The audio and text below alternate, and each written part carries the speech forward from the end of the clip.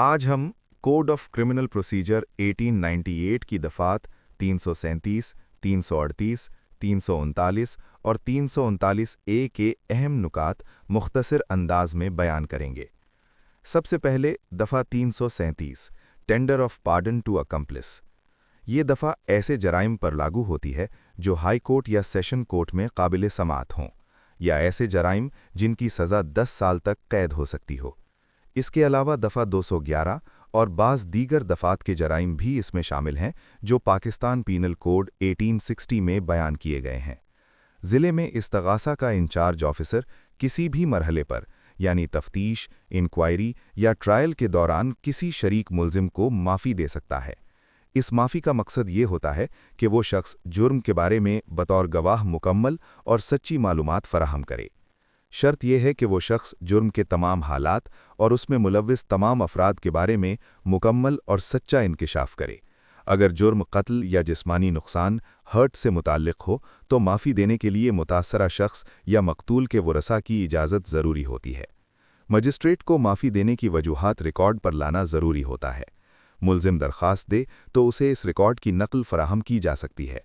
जिस शख्स को माफ़ी दी जाए वो बाद में ट्रायल में बतौर गवाह पेश होगा और आमतौर पर वो शख्स ट्रायल के इख्तिताम तक हिरासत में रहता है जब तक कि वो पहले से ज़मानत पर ना हो। अब दफ़ा 338 power to grant pardon. High court या सेशन कोर्ट भी फैसला सुनाने से पहले किसी शख्स को माफ़ी दे सकती है। मकसद ये होता है कि उस शख्स की गवाही के ज़रिए जुर्म की हकीकत सामने आ सके।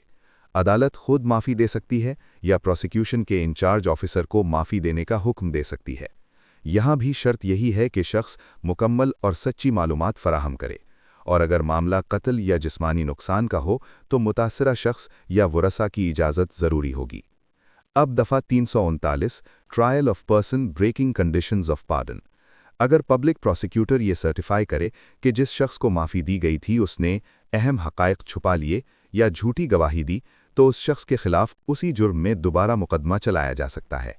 ऐसे शख्स का ट्रायल दीगर मुल्जिमान के साथ मुश्तरका तौर पर नहीं होगा। वो ये मौक़िफ़ इख्तियार कर सकता है कि उसने माफ़ी की तमाम शराइत पूरी की हैं। ऐसी सूरत में इस्तगासा पर यह ज़िम्मेदारी होगी कि वो साबित करे कि शराइत पूरी नहीं की गईं। इस शख्स का पहले दिया गया बयान उसके खिलाफ बतौर सबूत इस्तेमाल हो सकता है और झूठी गवाही के मुकदमे के लिए हाई कोर्ट की मंजूरी ज़रूरी होगी। आखिर में दफ़ा 339 ए प्रोसीजर ऑफ ट्रायल। जब ऐसे शख्स का ट्रायल शुरू हो तो अदालत सबसे पहले उससे पूछती है कि क्या उसने माफ़ी की शराइत पूरी की हैं। अगर वो ये मौक़िफ़ इख्तियार करे कि उसने शराइत पूरी की हैं तो अदालत इस बयान को रिकॉर्ड करती है और ट्रायल जारी रखती है। फैसला सुनाने से पहले अदालत ये तय करती है कि आया शराइत पूरी की गई थीं या नहीं।